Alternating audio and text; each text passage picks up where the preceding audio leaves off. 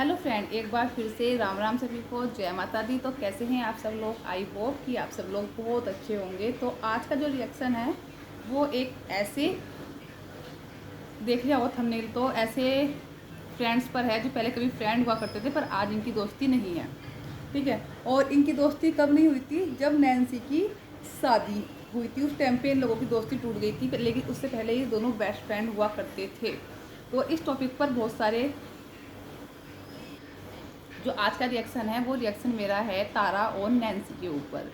सबसे पहले तो एक बता दूं, चाहे हम रिएक्शन ना ऐसा नहीं देते कि इसके लिए हमारे दिल में सिंपैथी है या फिर ये हमें अच्छा लगता है तो हम इसको अच्छा ही बोलेंगे, या फिर ये इंसान से हमें नफरत है तो हम इसको गलत ही बोलेंगे। ऐसा कुछ नहीं होता है। रिएक्शंस में कोई किसी का दुश्मन नहीं होता है, ना कोई किसी का दोस्त होता है। जहाँ पर जो ठीक होता है उसको ठीक बोल जाता है और जहाँ पर जो गलत होता है उसको गलत बोल जाता है। जैसे आपने देखा भी होगा कि जो दीपा नेगी, नैन्सी की शादी में जो दीपा नेगी ने बवंडर मचाया था, उसमें मैंने जो दीपा नेगी हैं उनके ऊपर हमेशा निगेटिव रिएक्शन दिया था, क्योंकि उनकी वहाँ पर बहुत बड़ी गलती थी, जिस गलती की वजह से उनको ट्रोल होना पड़ा था। लेकिन नेक्स्ट टाइम जब उन्होंने सौरभ भाई की मदद की, उनका यूट्यूब चैनल खुलवाया, उनकी हेल्प की, उनको फ़ोन दिया, तो मैंने उनके लिए पॉजिटिव रिएक्शन बनाया था। तो ऐसा नहीं है कि मैंने उस नैन्सी की शादी के टाइम दीपा नेगी के ऊपर गलत रिएक्शन दिया था तो मैं उनके ऊपर गलत रिएक्शन देती रहूँगी, हमेशा वो मेरे लिए गलती रहेंगी। नहीं, जो जहाँ सही है वो सही है, जहाँ जो गलत है वो गलत है।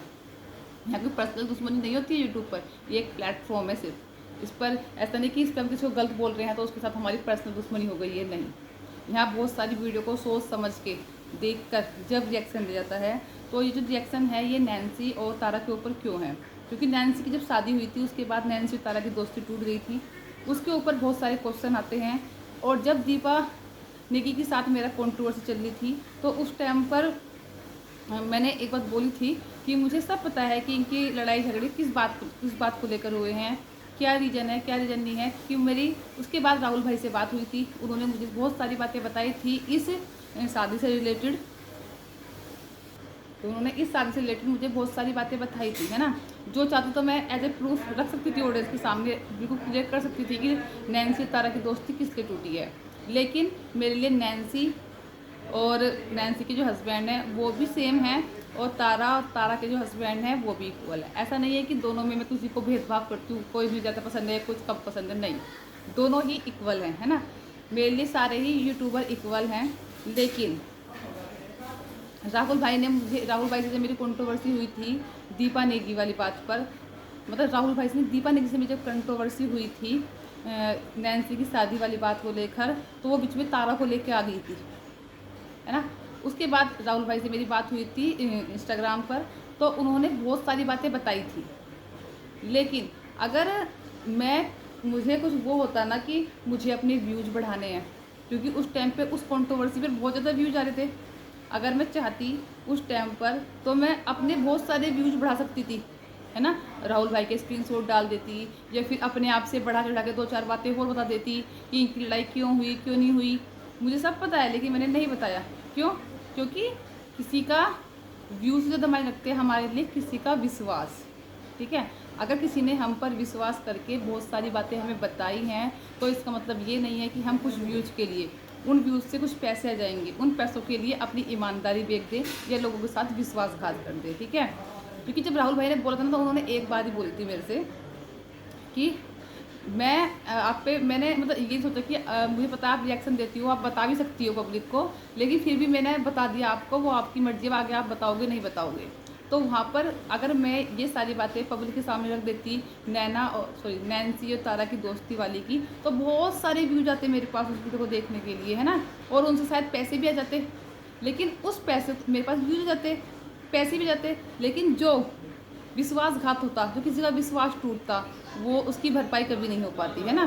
तो मेरे लिए व्यूज़ से ज़्यादा ईमानदारी मायने रखती है, विश्वास मायने रखता है। ठीक है। तो इसलिए मैंने यही बोलता कि उस कंट्रोवर्सी के बारे में जब भी बताना होगा राहुल या तारा या नैन्सी बताएगी, मैं नहीं बताऊँगी।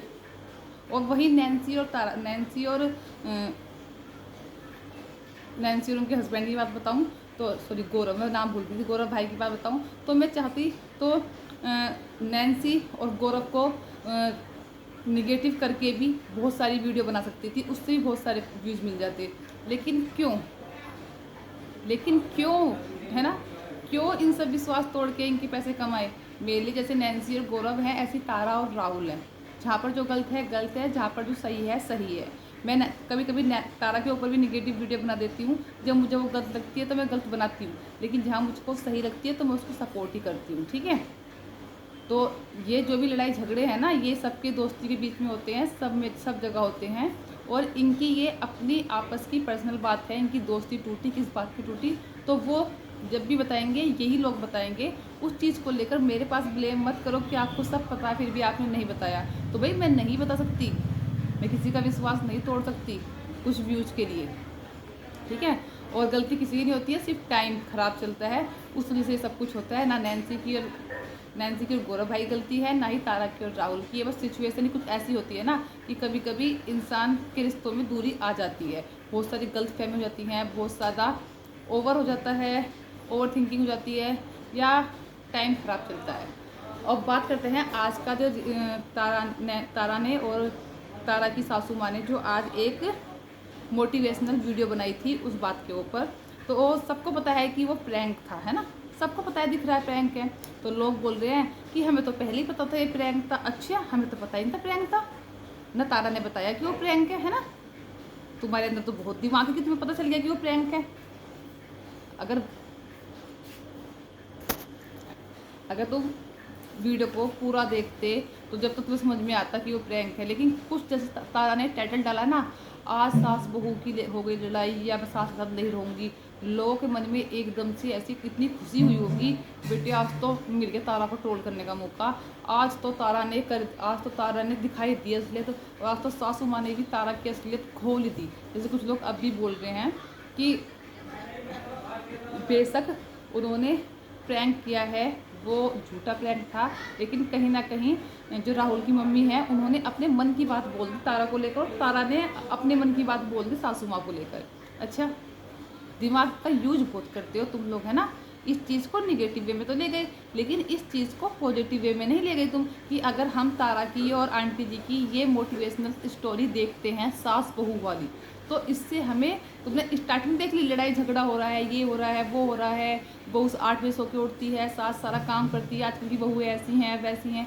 लेकिन जो उस वीडियो को बनाने का मकसद था, जो एंड हुआ है ना, कि अगर लड़ाई झगड़े जो होते हैं ना वो दोनों तरफ से होते हैं, सास में भी कमी होती है, बहू में भी होती है। लेकिन अगर दोनों ही एक दूसरे को समझें, है ना, सास बहू को समझे, बहू सास को समझे, जब सास बहू से प्यार करेगी ना, तो आपने देखा था एंड में क्या हुआ, जब आंटी जी ने तारा को अच्छे से समझाया, प्यार से उसको मनाया, तो उस प्यार से उससे बातें की, तो क्या हुआ, एज ए स्टोरी लास्ट में क्या होता है कि तारा जो है उसके मन में अपने आप आ जाता है कि मम्मी ने ऐसा किया तो मैं भी ऐसी करती। तो यही होता है, जब तुम किसी को प्यार करोगे ना तो बदले में तुम्हें भी प्यार मिलेगा, ठीक है। तो ये तुमने स्टार्टिंग देख ली कि वो एक दूसरे को गाली उल्टा सीधा बोल रहे हैं, ये कर रहे हैं, वो कर रहे हैं, लेकिन तुम लोगों ने वो ध्यान नहीं दिया कि जो उनकी वीडियो का एंड था वो क्या था, उससे एक सबक मिलता है, ठीक है। इसलिए ईगो छोड़ो और एक दूसरे के साथ प्यार से रहो। अगर सास बहू के साथ प्यार से रहेगी तो बहू भी सास के साथ प्यार से ही रहेगी, ठीक है। तो ये एक मोटिवेशनल स्टोरी थी, लेकिन कुछ मंद बुद्धियों की समझ में आया नहीं। उनकी समझ में सिर्फ यही आया कि एक दूसरे की, सच में आज आंटी ने अपने मन की बात रख दी और तारा ने भी अपने मन की बात रख दी। तो बेअक्लो कुछ स्टार्टिंग मत देखो, उसका एंड पॉइंट भी देखो कि एंड पॉइंट उससे कुछ सीखने को मिलता है, ठीक है। लेकिन तुम लोगों के दिमाग में भरी पड़ी है निगेटिविटी, तो तुम तो निगेटिव सोचोगे, पॉजिटिव कभी सोच ही नहीं सकते, ठीक है। तो इसके साथ करते हैं इस वीडियो को यहीं पर एंड, और फिर मिलते हैं आपको अच्छी नई वीडियो के साथ। तब तक अपना ध्यान रखें, धन्यवाद।